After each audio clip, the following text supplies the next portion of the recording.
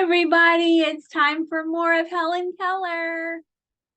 This chapter is called College. More and more people were hearing about Helen. Newspaper reporters wrote stories about her. A shipbuilder in Maine named a ship after her. Important people everywhere becoming her friends. 12-year-old Helen was even invited to the White House to meet the President of the United States. Most of the time, Helen was not visiting such important people. Most of the time, she was doing much simpler things she liked just as well. When she was at home in Tuscumbia, she rode her horse Black Beauty. She took her dogs for walks in the sweet-smelling woods, and she spent hours every day close to her mother's side.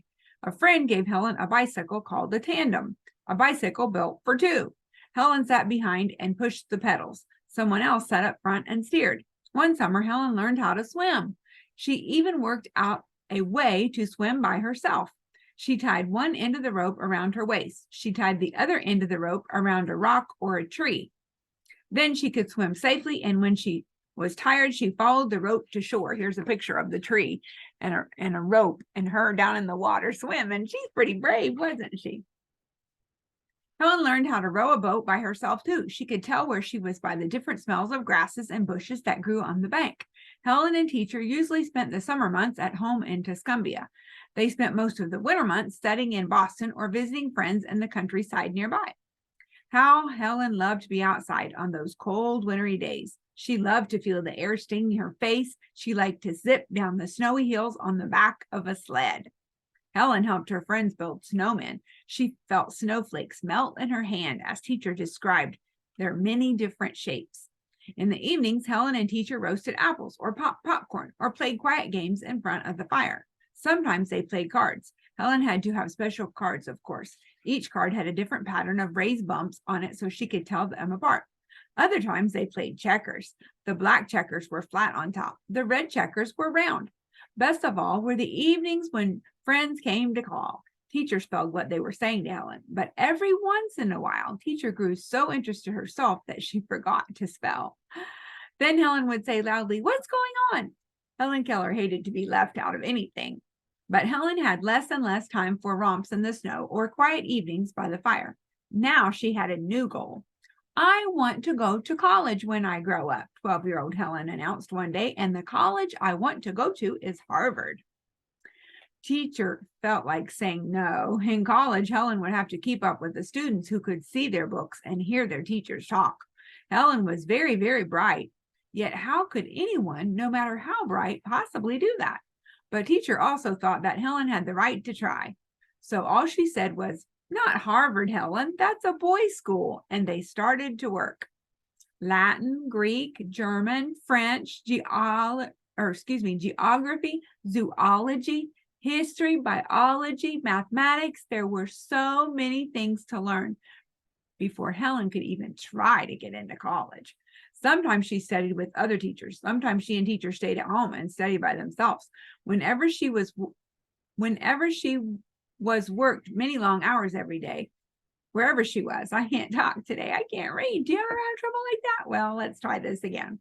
Wherever she was, she worked many long hours every day. 6 busy years passed. At last, Helen was ready.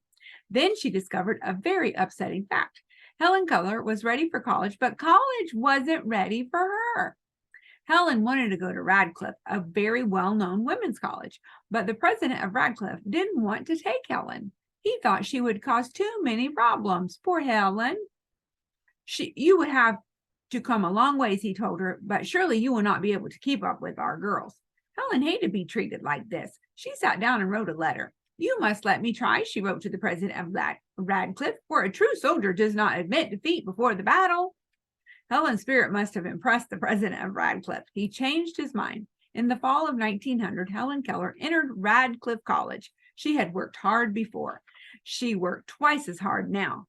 Teacher always sat beside Helen in class and spelled into her hand what the teacher was saying, but sometimes her fingers could not keep up with his voice. Then Helen simply missed a part of the lesson. Helen didn't have time to take notes. She had to remember everything without them. When she took a test, she could not look back over what she had written. She had to get everything right the very first time. And there were so many books to read. Helen read Braille and raised print books until her fingertips bled, but most of the books were not in raised print.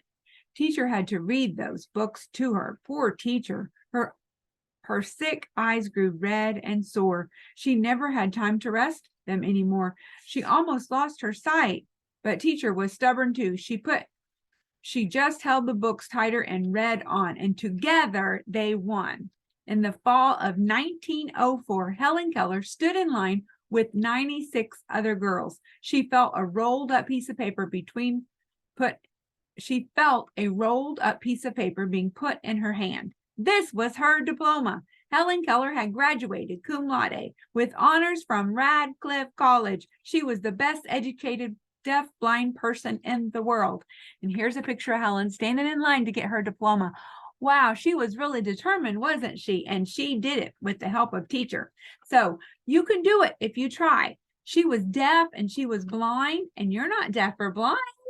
You have your hands. You can read for yourself. We can do lots of stuff. We'll continue some more another time.